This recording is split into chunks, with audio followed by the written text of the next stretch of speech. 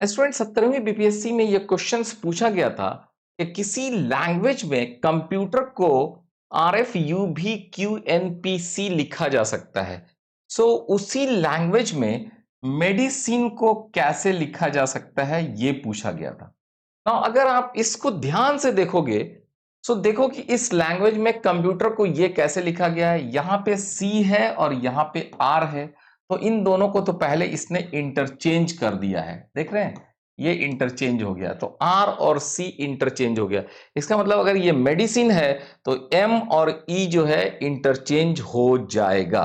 तो M और E जब इंटरचेंज होगा तो सोचिए कि आपके पास ऑप्शन में ये तो नहीं होगा, B भी नहीं होगा। अब C पे देखें तो E और M ये चांसेस बनता है और एक EM यहां पे चांसेस बनता है। ये दो ऑप्शंस आपके सामने हैं, इन दोनों ऑप्शंस में कोई ऑप्शन हो सकता है, C भी हो सकता है और D भी हो सकता है। लेकिन अब आगे देखना है आगे क्या किया गया।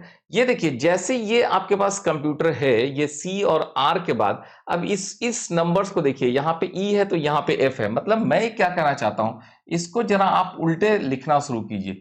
यानी यहां पे लिखिए E, यहां पे लिखिए T। देखिए ET, then you write U, then you write P, then you write M। और अब देखिए E के बाद F, T के बाद U, U के बाद V, P के बाद Q, M के बाद N। ठीक है। अगर ये टेक्निक्स है कि ऐसे लिखा जा सकता है, तो अब हम लोग क्या कर सकते हैं, अब हम लोग यहाँ पे इस चीज को क्या कर सकते हैं कि यहाँ पे M है और यहाँ पे E है। तो पहले हमने E और M चेंज कर दिया। अब यहाँ पे आइए, यहाँ पे उल्टा हम लिख देंगे। यहाँ पे लिखेंगे N, यहाँ पे लिखेंगे I, NI, उसके बाद CI, ये हो गया C और फिर I। देन हम लोग उसके बाद लिखेंगे यहाँ पे E और M को इंटरचेंज करने के बाद हम लोग उल्टा लिख रहे थे, NI लिख दिया, उसके बाद CI लिख दिया, उसके बाद ED, then it is D and E। अब क्या करना है, इसको बढ़ा देना है।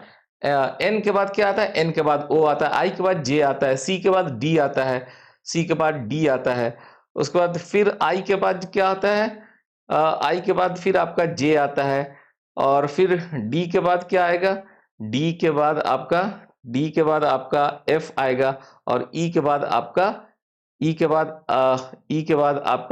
F आ जाएगा। यहां अगर ऐसे देखो, इस जगह पे देखो, तो यहाँ पे E और M इंटरचेंज हो गए।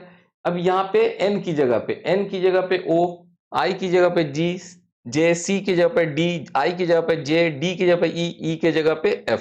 इसका मतलब ये ऑप्शन सही है। Okay, so this way you can see this 70th BPSC के ये क्वेश्चंस को आप सॉल्व कर सकते हैं। इस टाइप के क्वेश्चंस, कोडिंग डिकोडिंग के क्वेश्चंस और भी क्वेश्चंस आ सकते हैं एग्जाम में, आपको इसका प्रैक्टिस करना चाहिए। Thank you.